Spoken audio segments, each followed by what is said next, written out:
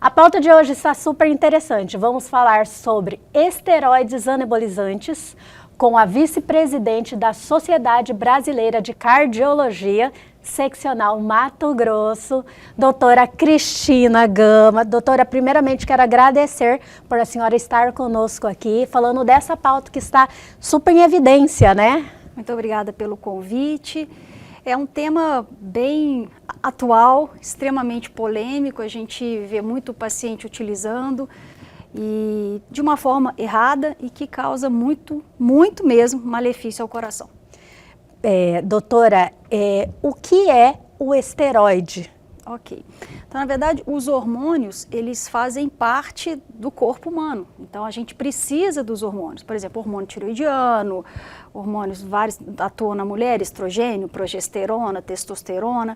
O que está acontecendo, o esteroide anabolizante, são substâncias que são produzidas para fazer a função do hormônio natural, digamos assim, de uma forma sintética. Sim. Nosso organismo produz hormônio. Por exemplo, a mulher vai ter estrogênio, progesterona, e quando ela entra ali, por exemplo, na menopausa, esses hormônios tendem a cair, o que é natural. Da mesma forma, o homem, à medida que vai envelhecendo, ele vai tendo também uma produção menor do hormônio principal, no caso do sexo masculino, que é a testosterona. Quando você utiliza o hormônio de uma forma errada, os hormônios causam muito malefício ao coração.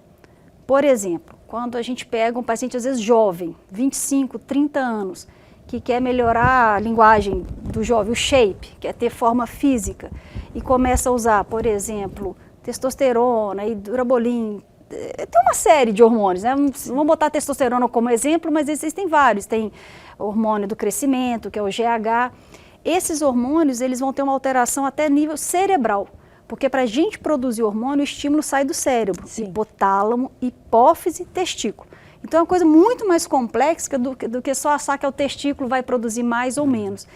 E aí o organismo interpreta o quê? O nível de testosterona está muito alto, então o próprio corpo começa a diminuir a produção natural, porque ele interpreta que o nível está alto na corrente sanguínea, não há necessidade de produzir. E aí você corta o eixo fisiológico. Tenho hoje no consultório pacientes jovens que, por tanto excesso de anabolizante, ficaram inférteis, não produzem mais espermatozoide. São meninos enormes, extremamente musculosos, mas que, por exemplo, não produz mais. Então, o hormônio, quando em excesso, ele vai causar problema cardíaco.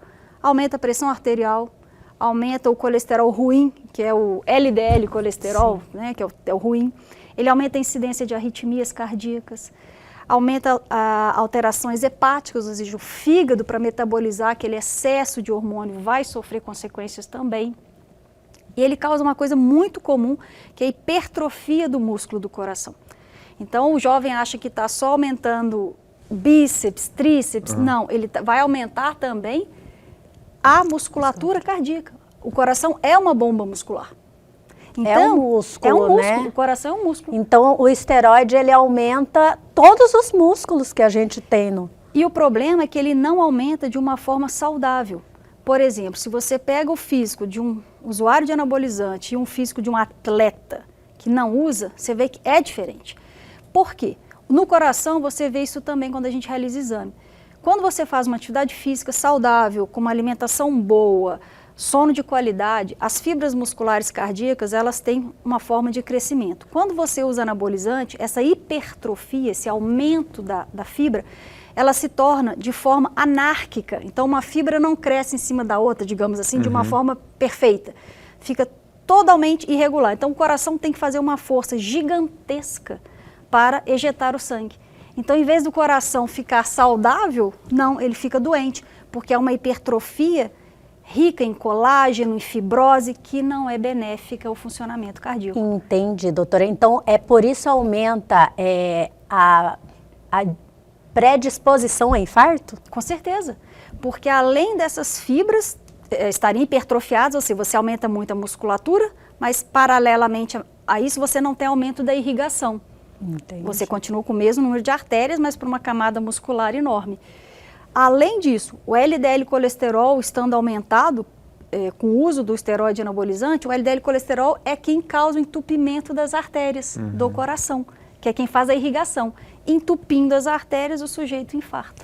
Entendi. Quando criaram alguns esteroides anabolizantes, vou falar alguns porque eu não tenho conhecimento de todos, ele era utilizado em algumas cirurgias, alguns pós-cirurgia cardíaca, é isso? Na verdade é o seguinte, o uso de hormônio, a gente não pode colocar ele como um grande vilão. Tem algumas doenças que a gente utiliza, por exemplo, para ganho de massa muscular. Por exemplo, na caquexia cardíaca, um paciente extremamente desnutrido que já não tem massa muscular, mas é uma doença, você não está utilizando para ter forma física e nem se sentir melhor, mais bem disposto, que é o que a mídia hoje prega, né? Por exemplo, um paciente que tem um hipogonadismo primário ou secundário, que é uma doença onde realmente o paciente não produz hormônio, ou um problema no hipotálamo, ou na hipófise, ou tem um problema testicular, está certo usar, não tem problema nenhum. O urologista, o endocrinologista, que são as especialidades que vão tratar isso, irão acompanhar. O problema é o uso indiscriminado e para fins estéticos. Ou até de performance. A gente teve o caso aí da pré-Olimpíada, né, o Danielzinho, né, da Nomes, que tá público, né, porque ele era um dos candidatos a ganhar a maratona, estava preparado e foi pego no doping. Uma coisa importante, vamos falar então de corrida, que é a sua área.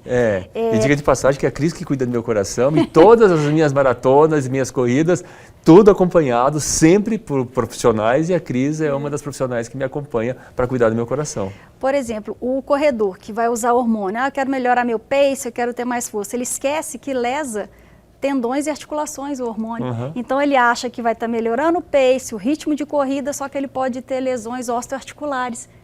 Entende? Então, tudo tem um efeito contrário, né? Que a gente não percebe, né? E a gente vê, por exemplo, em mulheres, o uso de hormônio, por exemplo, a gente tem visto aí uma pandemia do chip. Vamos botar o que é uma coisa bem popular.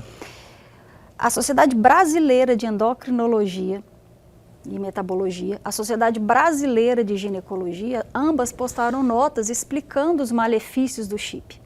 Porque o chip, quando você coloca o hormônio, a liberação ela é errática. O que quer dizer isso? Você não tem certeza do quanto está sendo liberado e com que frequência aquela substância está sendo jogada na circulação. E aí o que acontece? Essas mulheres que vinham absolutamente normais, os exames laboratoriais, exame físico normal, dá 4, 6 meses de chip, essas pacientes vão ao cardiologista com alguma queixa. Isso é meu dia a dia, porque nós pegamos as complicações. E aí você vai ver o LDL, o colesterol daquela paciente sobe, ela começa a ficar hipertensa, era absolutamente normotensa antes do uso do hormônio. Você pode ter, dependendo da concentração de hormônio, uma hipertrofia do clitóris. Então a mulher fica com uma alteração que muitas vezes pode ser até irreversível, tem que fazer às vezes até uma cirurgia para diminuir o clitóris. Você tem quadros de agressividade, você vê o paciente começa a ficar também mais depressivo, ele meio que fica dependente daquela substância. É uma dependência química. Sim. Isso infelizmente é uma pandemia. O que a gente tem visto é que é o uso abusivo. No início que o paciente faz uso do esteroide anabolizante, ele se sente bem, então ele quer continuar naquilo. É uma droga. Sensação, exatamente. Porque principalmente para quem utiliza para fins estéticos, ele realmente vê a diferença, mas eles utilizam em grande quantidade. Então, lógico, é uma coisa que você iria adquirir em um ano, fazendo um exercício físico, talvez até mais, né? Fazendo um exercício físico saudável, com acompanhamento, tomando aí, no máximo, vamos dizer, um whey, né? Leva-se mais tempo. E tem pessoas não, que é característico, né? Eles têm você vê nele que ele está usando. Eu vi uma pessoa 3 meses, tô gordinho, 3 meses depois, vê a pessoa, eu não comecei a malhar só, a pessoa toda definida. Não existe isso, gente. Eu falo com meus pacientes assim, não existe mágica, né? O atalho, a conta vai chegar. Com certeza. Você pergunta assim, você acorda às 5 da manhã para correr, para pedalar, para fazer uma atividade física e melhora a alimentação, dorme, corta a bebida alcoólica ou diminui bastante a bebida alcoólica? Não, ele prefere o quê? O anabolizante. E continua dormindo mal, festa uma atrás da outra, cerveja comendo todo dia, comendo mal. Então, assim, não tem como. Então, assim, é um preço que se paga e alto. E aí depois ele vai falar assim, nossa, se eu tivesse ouvido a senhora, porque ser médico sério é uma coisa, eu falo assim, médico bom é igual mãe. Fala às vezes o que a gente não quer ouvir, mas está cuidando. Porque ser simpático e só falar o que o paciente quer ouvir, você não está fazendo o juramento de Hipócrates. Exatamente. Né? Então, doutora, quando a senhora falou retrai ou até diminui a quantidade de espermatozoide, né, com o uso de esteroide, ou também com hipertrofia do clitóris. Hipertrofia do clitóris. Existe a retração também do testículo? Vários pacientes queixam isso sim. Queixam isso, né? Eles vão queixar isso mais até com o urologista. Isso não é uma queixa que eles chegam pra gente, eles até vão procurar o especialista que trata isso. Mas sim, pode acontecer sim. Então são várias consequências que a pessoa só vai perceber na hora que der o problema, né? Teve um caso também de uma pessoa que houve um aumento do coração e, segundo ele, aí a senhora vai poder falar melhor sobre isso, não estava tendo espaço para ele bombear o sangue. Então ele cansava muito rápido. Exato. E acontece isso mesmo? Porque vamos falar um pouquinho então da área esportiva, que é o que a gente gosta muito. Quem faz, por exemplo, um esporte de endurance, por exemplo, uma maratona, uma bike ou um triatlo, uma natação, o crescimento do coração ele dá de uma forma excêntrica. O que quer dizer isso? Grosseiramente falando, né? Para fora, a cavidade até aumenta. O indivíduo que faz, por exemplo, mais musculação, fisiculturismo, algo mais isométrico de força, o crescimento da parede do coração é mais para dentro, digamos, diminui a cavidade, mas de uma forma saudável. Quando se usa anabolizante, o que acontece? Essa hipertrofia se torna muito grande, você realmente pode ficar com cavidades menores, com menor capacidade de enchimento, e com o passar do tempo, a força daquele coração reduz. Então ele evolui para uma insuficiência cardíaca. O coração tem o que a gente chama de fração de ejeção, que é a força dele. Você vai ver desses usuários de anabolizantes, a fração de ejeção está reduzida. Então ele se cansa, às vezes ele fala, doutor, eu ia de uma série a outra no exercício, rapidinho, eu levantava aqui, ia para o bíceps, ia para o tríceps, agora eu tenho que parar, doutora Cristina, porque eu estou ofegante, cansado, mas eu acho que eu estou pegando muito peso, né? Não, é porque ele já está desenvolvendo uma insuficiência cardíaca. E na verdade não é a carga de quilos a mais que esse atleta está pegando a mais, ele está desenvolvendo uma insuficiência cardíaca. Hoje existe tecnologia que a gente detecta muito precoce. Na clínica a gente até tem, que chama strain. É uma tecnologia que você mede a deformação da fibra do coração. E às vezes você faz o eco normal e a força ainda daquele paciente está normal. Aí você manda fazer um strain, quando você está desconfiado que está já uma lesão ali incipiente, você faz o strain e você detecta já um início de uma insuficiência cardíaca. E é reversível quando chega nesse ponto? Dependendo do grau, não. É triste dizer isso, né? Dependendo do grau de insuficiência cardíaca, o paciente perde a força contrátil. E aí tem que esperar a benção, pro resto da vida. Medicamento? Medicamento pro Ou resto transplante? da vida. É transplante em nível muito avançado elevado de insuficiência cardíaca, né? O esteroide anabolizante, ele causa uma toxicidade ao músculo do coração. Igual o paciente que vai fazer, por exemplo, quimioterapia, radioterapia, que tem que fazer, claro, é um tratamento de um câncer. Vamos botar uma mulher com câncer de mama, que vai fazer uma quimio e uma radioterapia. O oncologista sempre pede que o cardiologista acompanhe essa paciente. Porque são substâncias que têm que ser usadas no tratamento do câncer, mas tem esse efeito colateral de causar insuficiência cardíaca, lesão aterosclerótica.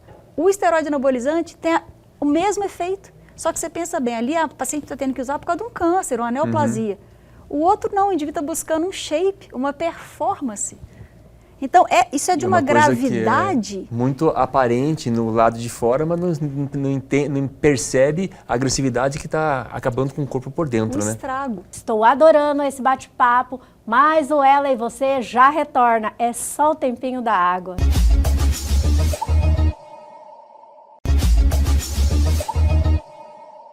Voltamos com essa pauta super interessante sobre esteroides anabolizantes. Doutora, o uso excessivo de anabolizantes pode chegar a um transplante de coração, um transplante de fígado, por causa do acúmulo, uma toxicidade do uso de anabolizantes? Para chegar a um grau do paciente precisar de um transplante cardíaco, é uma insuficiência cardíaca extremamente avançada, onde o tratamento medicamentoso otimizado não reverteu, não tem como melhorar, o paciente poderá chegar nesse ponto. Mas assim, na maioria das vezes, se você abortar, não vai chegar, claro, Deus me livre, a um transplante cardíaco. No caso do fígado, vamos imaginar que o fígado funciona como um filtro. Então, aquela sobrecarga de hormônio gera realmente comprometimento hepático. Então, o paciente pode sim ter complicações hepáticas. Às vezes ele fala, eu estou fazendo acompanhamento médico. Às vezes ele só dosa testosterona. Isso não é um acompanhamento, porque ele não age só ali no sangue. Ele vai repercutir em todo o organismo. Entende? Então, assim, vai lesar fígado, pode lesar o coração, lesa as artérias de todo o organismo. Você muda a elasticidade dos vasos. A gente já teve um paciente que teve uma dissecção de carótida por esteroide anabolizante. Eu tenho paciente com 37 anos que infartou.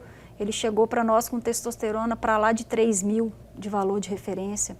E para que isso, né? E para que isso? Essa que é a pergunta, para que isso?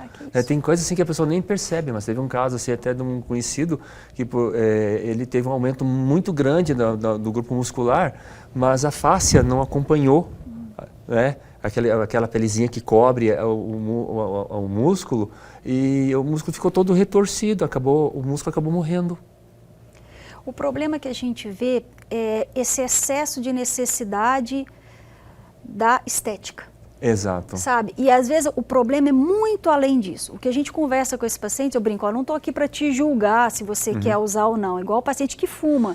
Né? Ele sabe o risco, mas eu não vou julgá-lo sabendo, ele sabe os riscos, eu estou lá para cuidar. Só que a gente tem que falar. Então a gente pega às vezes no paciente, o problema às vezes é psicológico, às vezes o cara está depressivo, ele está com problema, autoestima baixa, com problema em casa com a esposa, ou o serviço que ele está fazendo não tá gostando de onde ele trabalha. Então você vai ver, tem muito mais coisa por trás, às vezes digita lá, estou cansado, então usar testosterona melhora tudo. Existe uma série de doenças que vão te deixar cansado e que não é a elevação da testosterona que vai resolver. Então, anemia causa isso, hipotireoidismo causa isso, uma estafa, um estresse físico causa isso, um burnout causa isso. Então, tem um monte de coisa que não é dar testosterona que vai resolver. Só que, às vezes, você vê ali uma mídia batendo duro nisso, pessoas sem ética na medicina, infelizmente, como toda profissão tem, a gente vê isso na medicina. Então, pega aquele gancho e oferece a pílula mágica. Pois é, como se fosse assim, lá do Matrix, né? Toma aqui, a pílula azul e vermelha, tá? Qual que você quer? Normalmente a pessoa escolhe aquilo que vai apresentar melhor para o mundo externo, né? E, como a senhora falou, muitas vezes é lado emocional. Doutora, assim, no mundo do esporte também a gente já vê falar bastante pessoas que têm a tal da morte súbita, o mal súbito é isso, né? Certo. Tem alguma coisa a ver com quem usa esteroide ou não tem nada a ver? Tá. A morte súbita é a principal causa, a doença do coração é a principal causa de morte súbita no atleta jovem. Vou reformular a frase. A principal causa, quando o paciente é jovem, o atleta jovem, é uma doença que causa uma obstrução na via de saída do sangue, tá? Uma hipertrofia ali que causa essa obstrução. E no paciente com mais idade, é a placa aterosclerótica de gordura, que é o LDL alto, que vai obstruindo as coronárias, o sujeito infarta ou faz uma arritmia correndo. O esteroide anabolizante, ele causa tanto hipertrofia quanto elevação da placa de colesterol. Então, sim, tem associação. Tem associação. Então, tem associação. Então, muitas vezes as pessoas nem sabem. E vê as histórias aí, a menina aqui no Parque das Águas também, que deitou lá e acabou falecendo. Outra corrida que a pessoa também acabou morrendo. Jogador de futebol, né? Que normalmente eles se curvam, né? Já aconteceu, já foi divulgado em vários casos na mídia, que normalmente eles se curvam e cai. Ali ele teve uma parada cardíaca, uma taquicardia ventricular, uma arritmia, né? O paciente cai, não tem, se você não reanimar rápido, não fazer o choque, a cardioversão elétrica, aquele paciente... pode acontecer de fatores genéticos, pode acontecer de N situações. Mas para quem usa esteroide anabolizante, pode ter o coração sadio e está sujeito a acontecer isso. O uso do esteroide anabolizante vai fazer com que aquele coração sadio se torne doente. Olha só. Entendeu? E às vezes o paciente fala, doutor, eu fui num médico, estou com acompanhamento, a dose é baixa. Não existe na literatura atual nenhum protocolo que assegure qual dose será ideal para aquela pessoa. Primeiro, tem a genética. Então, se você tem caso de problema cardíaco na família, o seu pai, a sua mãe, os seus irmãos, se aquele indivíduo fuma, se é obeso, se tem diabetes, como é que é a qualidade do sono, se tem hipertensão. É uma série. O que come. Tudo. Então não é só você olhar testosterona.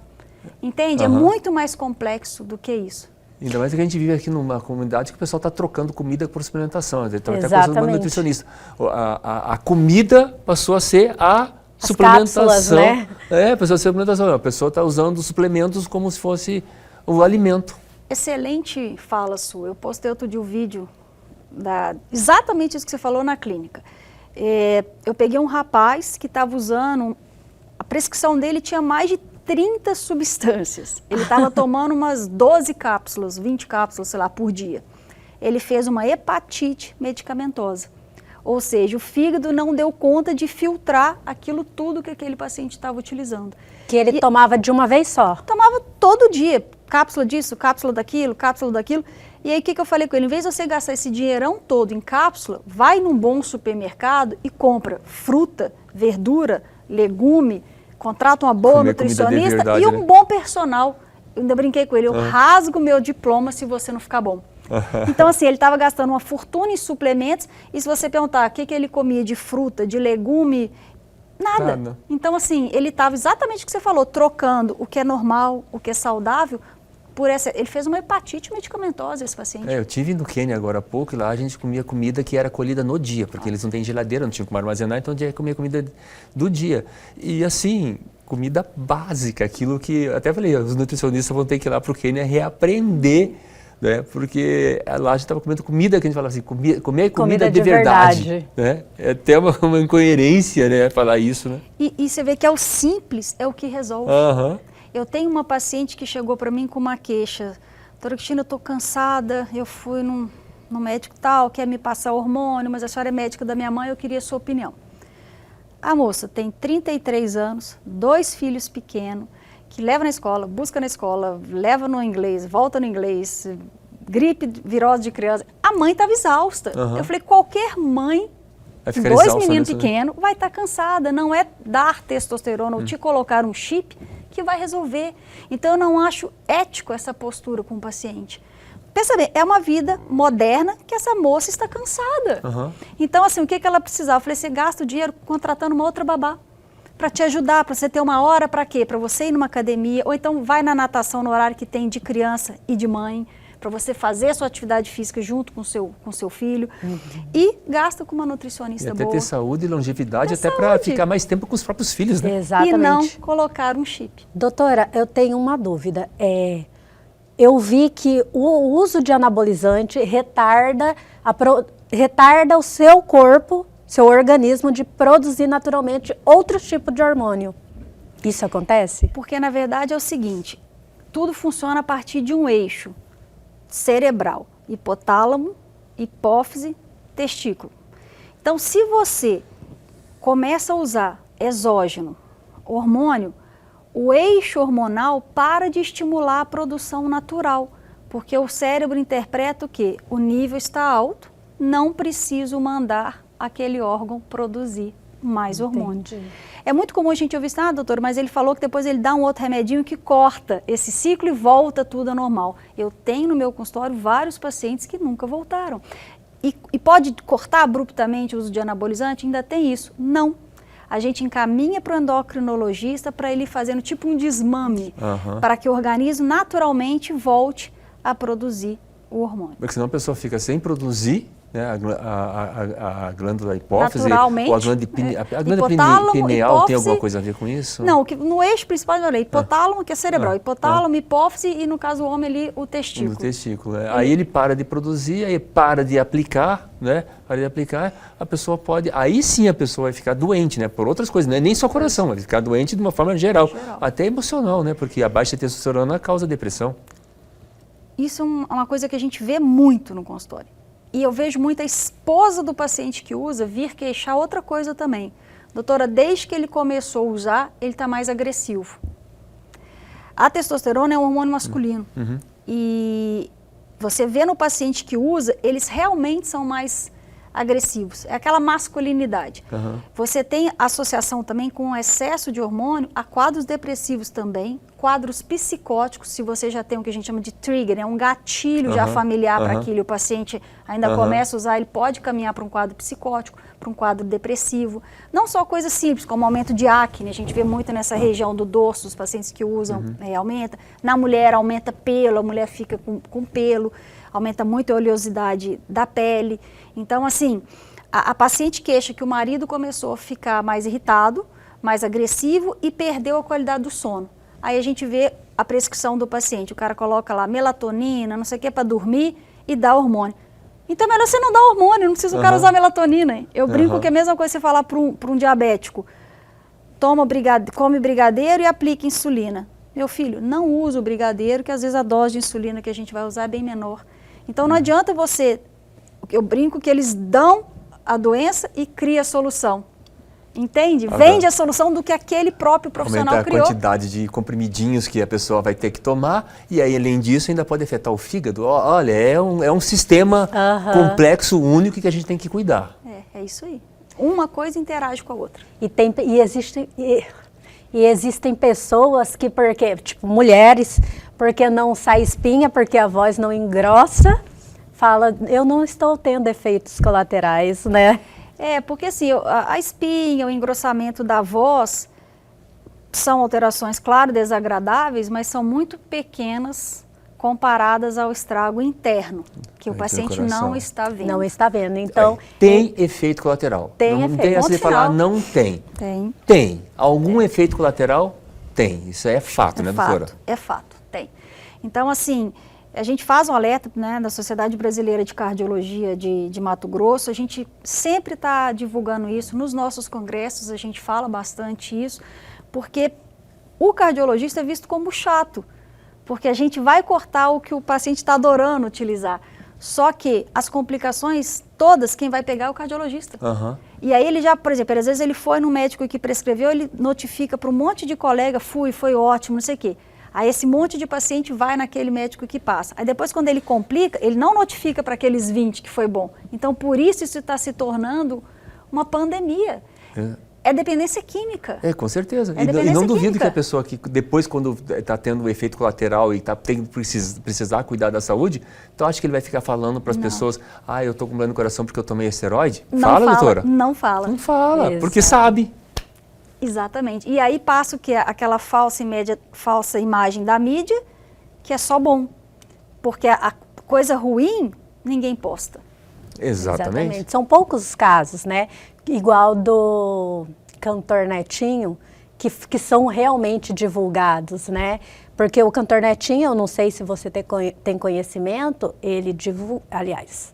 Não só ele, a mídia, né, divulgou que ele estava internado e quase morreu pelo uso de anabolizantes. Mas o dele era visível, ele era bem magrinho, ele era bem mirradinho e do nada ele apareceu com o braço inchado, porque para mim aquilo não é nem falar que é forte, porque é diferente você malhar e ter um braço forte, saudável e ter um braço forte de anabolizante. Inclusive, tocando nesse assunto, doutora, existe aí nas redes aquelas situações que o tecido, a pele rompe e aí começa a sair infecção.